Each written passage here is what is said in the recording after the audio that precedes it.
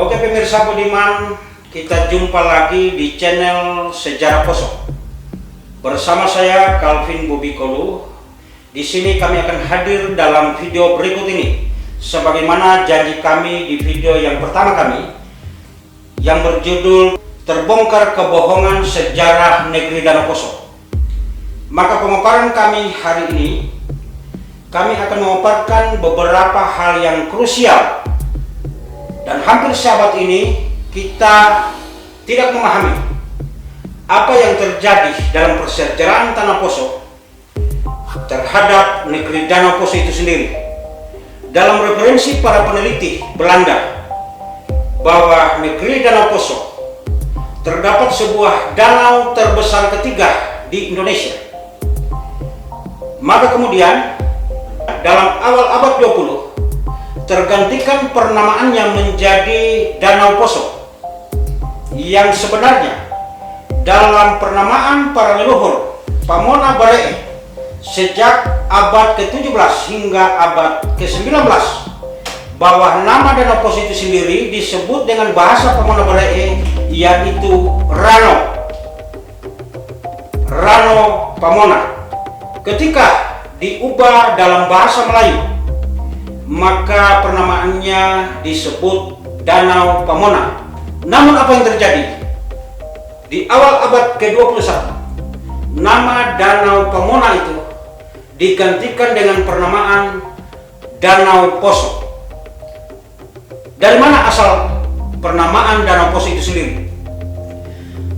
Kejadian awal negeri Danau atau Lembang Pamona dari kelima para peneliti Eropa dalam pertengahan abad ke-19, maka didatangkanlah peneliti pertama bernama J.C. BDA Pedebik tahun 1865. Lalu 4 tahun kemudian disusul oleh peneliti Belanda bernama V.J. Michelson tahun 1969. 27 tahun kemudian Asekruit yang datang di dalam tahun 1892, yang kemudian tahun 1895 disusul dengan kedatangan seorang penterjemah Alkitab dari NB, Nederland Bibelgeneskap Belanda, bernama Dr. Nicolaas Ardiani.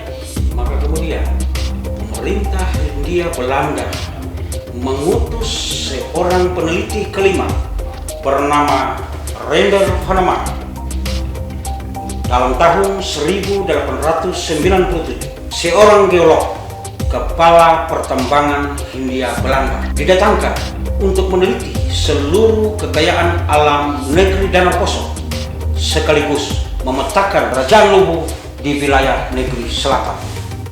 Namun Render Vaneman dalam tahun 1897 tewas seketika bersama 50 kru anggota ekspedisinya dihempas ombak ganas Danau Poso itu sendiri.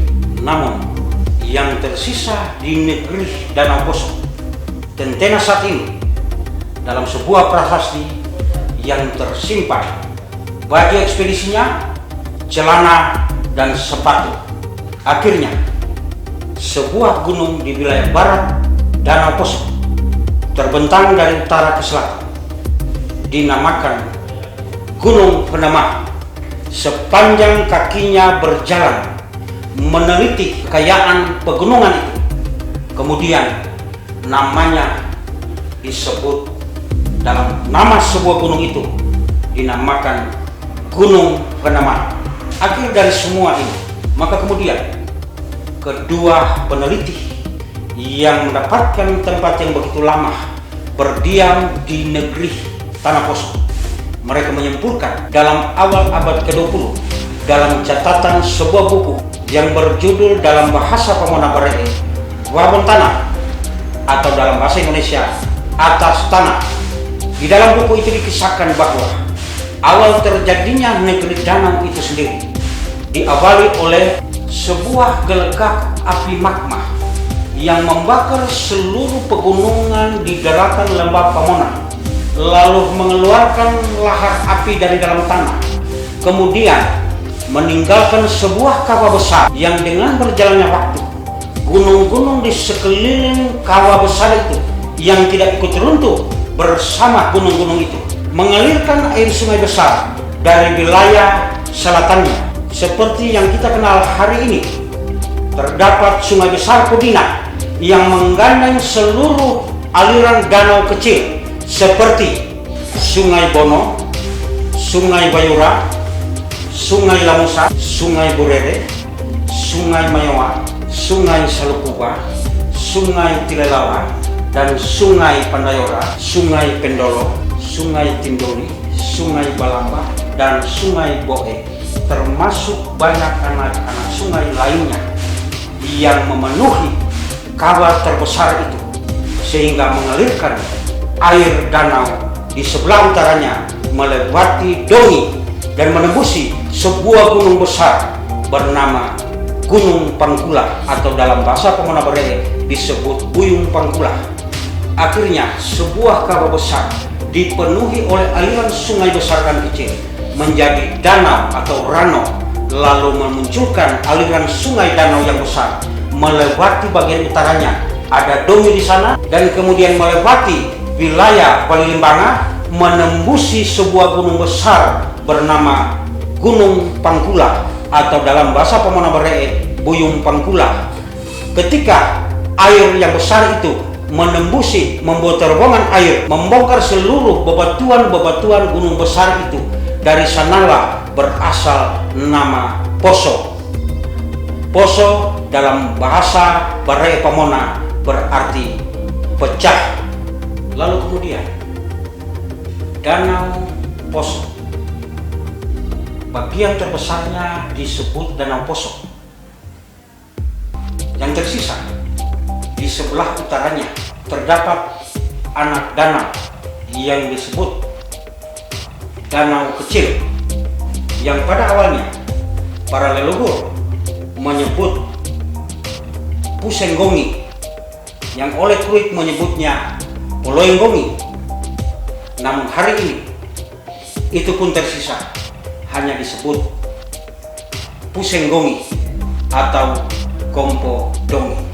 Pemirsa, lalu peradaban apakah yang terjadi di danau kecil atau yang nama populernya saat ini dikenal dengan Kompo Dongi atau Pusenggongi? Dalam kajian dan penelusuran sejarah kami mendapatkan dalam pertengahan abad ke-19 bahwa masyarakat Pemona Beree di sekeliling Danau Poso yang kala itu masih tinggal di atas gunung, di atas puncak gunung yang tinggi. Kala itu bahwa wilayah danau kecil atau Kompo Dongi itu merupakan tempat yang sakral bagi leluhur kita. Mengapa?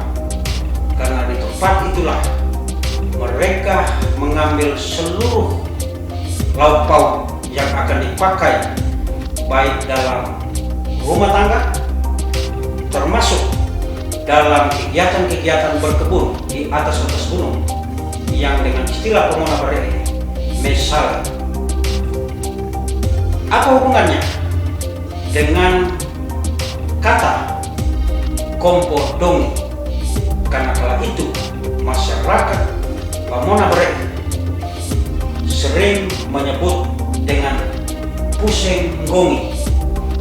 Lalu kemudian dengan nama populernya di kemudian hari disebutlah Kompo Dongi atau Pusenggongi.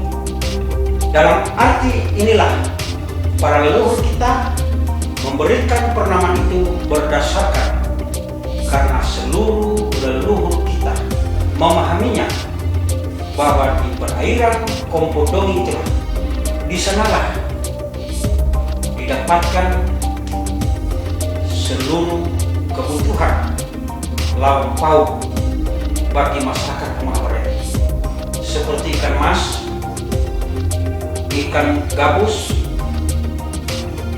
sogili, dan segala jenis ikan lainnya.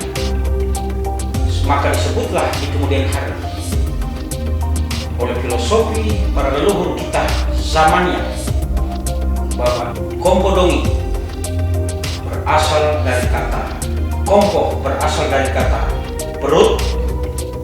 Dongi adalah wilayah danau kecil yang dalam arti di kompo dongi itulah yang dalam arti di wilayah perairan danau kecil atau kompo dongi, di wilayah perairan danau kecil itu atau disebut kompo dongi, di sanalah diambil seluruh kebutuhan perut bagi masyarakat pribumi di seluruh negeri danau kala itu. Lalu kemudian perbudayaan mencari ikan itu sendiri bukan saja hanya sebatas budaya, tetapi di sana dinilaikan budaya-budaya adat leluhur.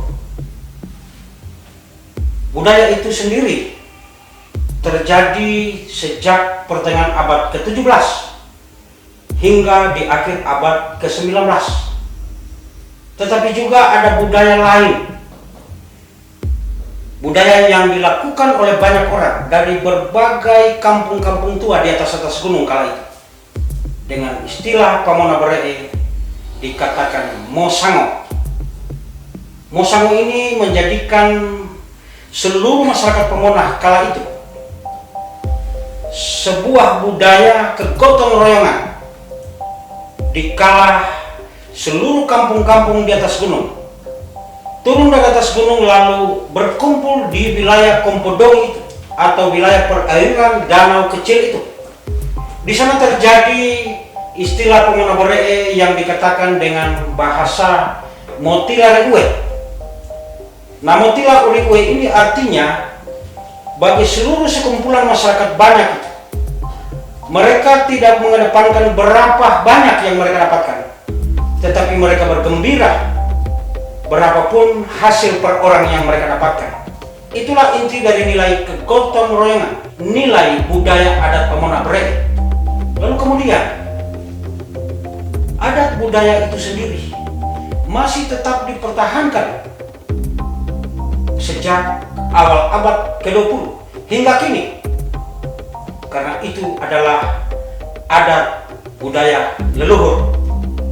Namun sebagian orang hari ini mengatakan itu bukan nilai adat budaya Pamona Beree, tetapi fakta sejarah leluhur Pamona Beree dari sejak dahulu kala memberikan warisan budaya yang sesungguhnya.